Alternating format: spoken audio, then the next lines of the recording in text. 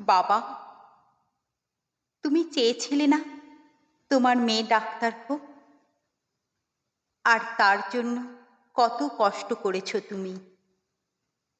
মাথায় করে গ্রামে গ্রামে কাপড় বিক্রি করেছো।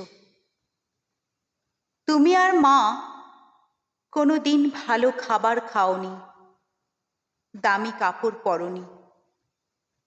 সব টাকা জমিয়েছিলে আমাকে পড়াবে বলে।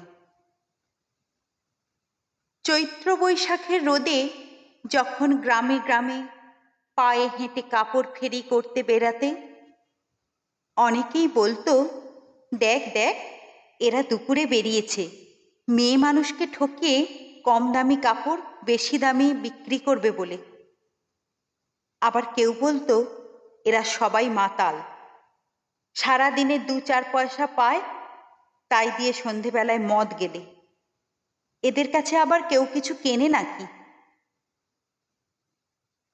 এসব শুনে মা দীর্ঘশ্বাস ফেলত। আমিও অসহায়ের মতো তোমার মুখের দিকে চেয়ে থাকতাম।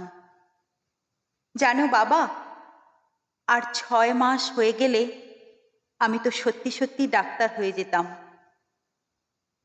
তারপর গলায় স্টেথোস্কোপ ঝুলিয়ে সবার আগে তোমার বুকে মাথা রেখে বলতাম, এই বুকের স্পন্দন বোঝার জন্য আমার স্টেথোস্কোপ লাগে না, আমি এমনিই অনুভব করতে পারি।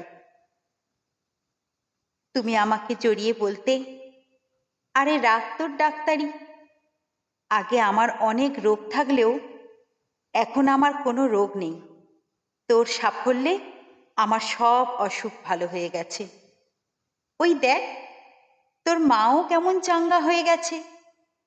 জানো বাবা, শুধু সেই দিনের সেই রাতটা আমার জীবনে না এলে আমি ডাক্তার হয়ে যেতাম। কিন্তু আমার তো আর ডাক্তার হওয়া হলো না। তোমার বুকে অনেক কষ্ট, মায়েরও।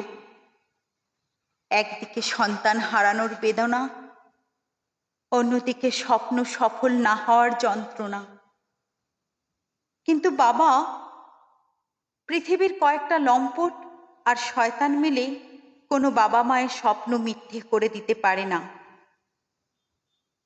আজ থেকে তুমি যখনই হাজার হাজার মেয়েদেরকে গলায় স্টেথোস্কোপ ঝোলানো অবস্থায় দেখবে, ভাববে ওরা সবাই তোমার মেয়ে। তাহলে তোমার কষ্টগুলোও কমবে আর নিজেকে কোনোদিন অসফল মনে হবে না। ভালো থেকো বাবা, অনেক ভালো থেকো।